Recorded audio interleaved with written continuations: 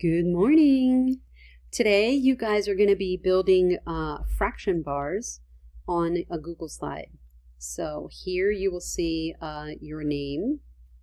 Let's say Miss Molly. So you'll find your slide. And what you need to do is you need to build this bar. Now this is a picture, so you need to know how to fill in this bar.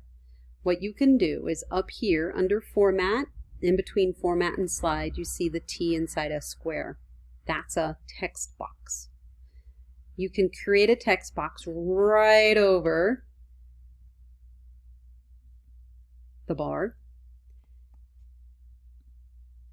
And what you want to do is you want to make sure that you've lined it up right on top. Okay?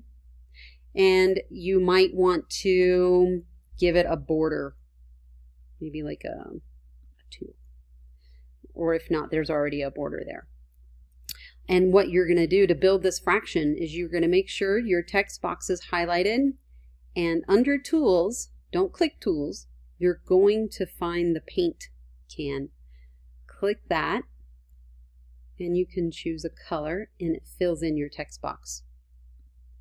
And now you have built 1/2. All done.